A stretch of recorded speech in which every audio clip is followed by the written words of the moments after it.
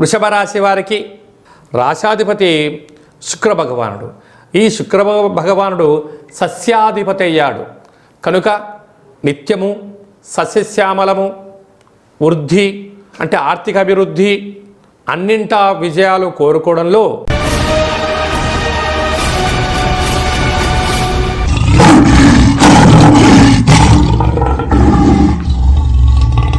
ఓం నమః శివాయ. నమో నారాయణాయ.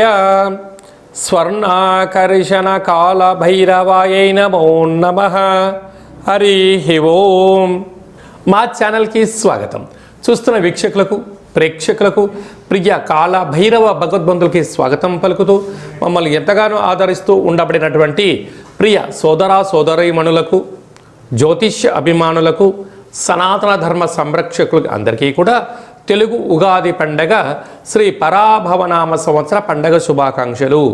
ఈ సంవత్సరం రాజు దేవగురు బృహస్పతి అవ్వడం వలన అందరికీ మంచి విద్యను, విద్యార్థులకు విద్యను, ఉద్యోగస్తులకు ప్రమోషను, వ్యాపారస్తులకు ధనాదాయము, రాజకీయవేత్తలకు అనేక రకాల పదవులు అలంకరిస్తూ నైపుణ్యంతో కూడుకున్న, ఆరోగ్యంతో కూడుకున్న ఐశ్వర్యాన్ని ప్రసాదించాలని మనం కూడా మనసారా కోరుకుందాం.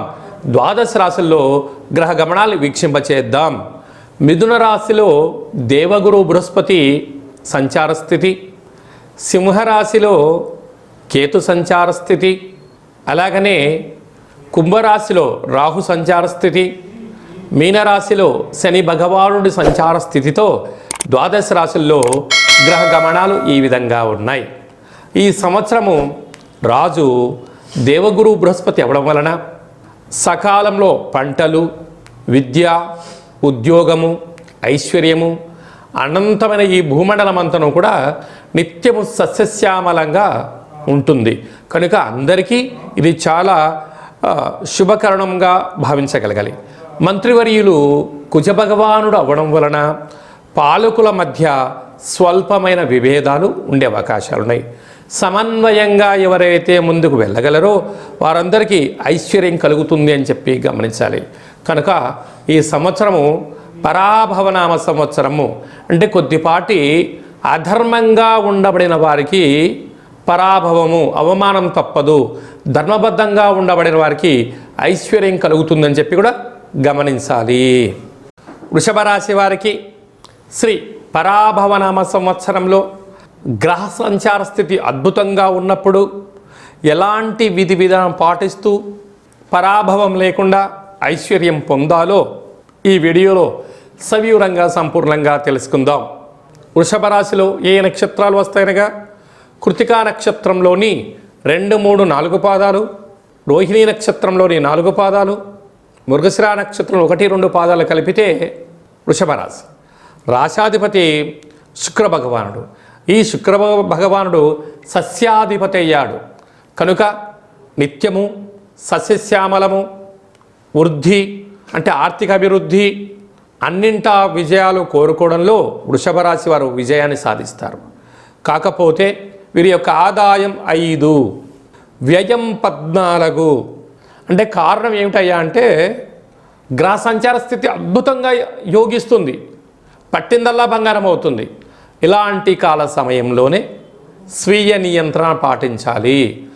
లేకపోతే మన కారు ఉంది, రోడ్డు ఉంది, ఎంత వేగంగా ఉంటారంటే అంత వెళ్తారంటే కుదరదు కనుక దానిని అదుపు చేయడం చాలా కష్టమవుతుంది. కనుక అనవసరమైన ఖర్చులు పొంచి ఉన్నాయి. అధిక ఖర్చులకు వెళ్ళగలిగిన -9 వచ్చేటువంటి పరిస్థితి చాలా అధికంగా ఉంటుంది. కనుక ఎందుకనగా యోగం ఉన్నప్పుడే మనం దాన్ని జాగ్రత్తగా ఉండాలంట.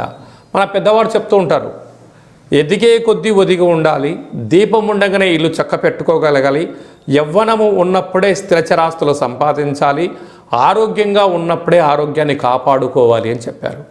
కనుక వృషభ రాశి జాతకులు తప్పక పాటించాల్సిన మొదటి అంశం ఏమిటంటే స్వీయ నియంత్రణ, ఖర్చులు తగ్గించుకోవడం, సత్ప్రవర్తన, క్రమశిక్షణ, పెద్దవారు ఏదైనా చెప్తే వినడం, నేర్చుకోవడం చేయగలిగినట్లయితే అప్పుల పాలు కాకుండా ఉండే పరిస్థితి చాలా అధికంగా ఉంటుంది.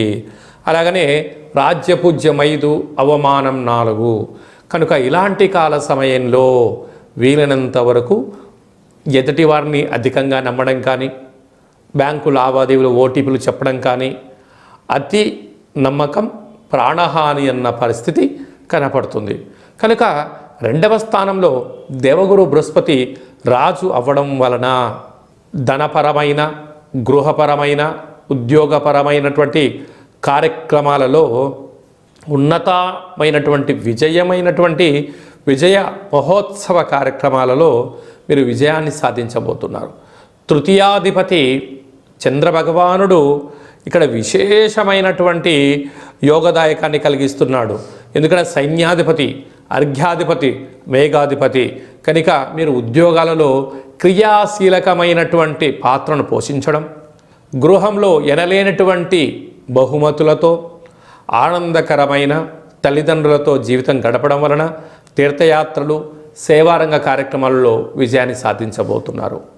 అర్ధాష్టమ అధిపతి రవి భగవానుడు రసాధిపతి అవ్వడం వలన, అక్కడ కేతు భగవానుడు ఉండడం వలన భూత, భవిష్యత్, వర్తమానాన్ని ఎప్పటికెప్పుడు మీరు అంచనా వేస్తూ ఉండి తీరాలి. కనుక నిండా మునిగిపోయిన తర్వాత ఆలోచించేదానికన్నా ఏమైనా ఆటంకాలు కానీ, ఇబ్బందులు కానీ, నష్టాలు వస్తున్నాయని అనిపించగానే కొంతకాలం విశ్రాంతి అవసరం అని చెప్పి గుర్తు పెట్టుకోగలగాలి. పంచమ స్థానాధిపతి బుధ భగవానుడు వీరికి ధాన్యాధిపతి అవ్వడం వలన వ్యాపార అభివృద్ధి, పుష్టికరమైన భోజనం, తృప్తికరమైన జీవితాన్ని పొందబోతున్నారు.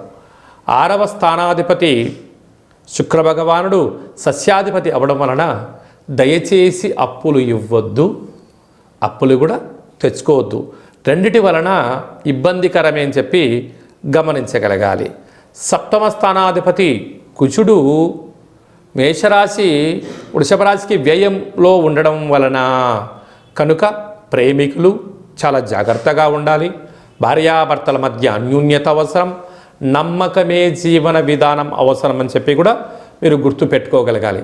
అలాగనే 8వ స్థానాధిపతి దేవగురు బృహస్పతి అవ్వడం వలన కొద్దిపాటి శత్రుల భయం, చోర భయం, అగ్ని భయం పొంచి ఉన్నాయి.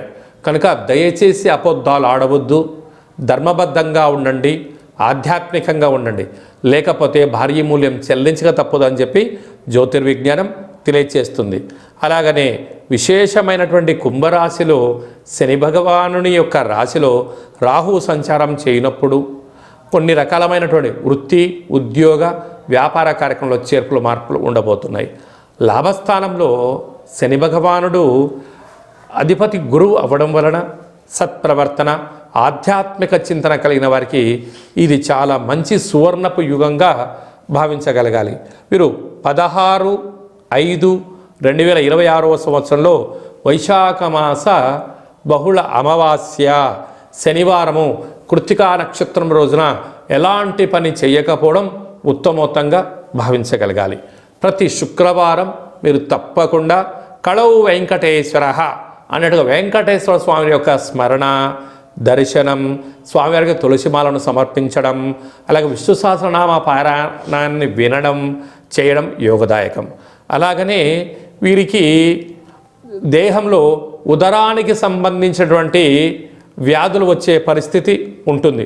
ఎందుకనగా శుక్రుడు కలత్రత కారకుడు అవ్వడం వలన కనుక ఉదరంలో వచ్చేటువంటి వ్యాధులను నివారించుటకు ప్రతి శుక్రవారము స్వధిష్టాన చక్రాన్ని శుద్ధి చేసుకుంటూ ముద్రను వేస్తూ కాపాడుకోగలిగితే సకలమైనటువంటి దోషాలు తొలగిపోతాయని చెప్పి గమనించాలి.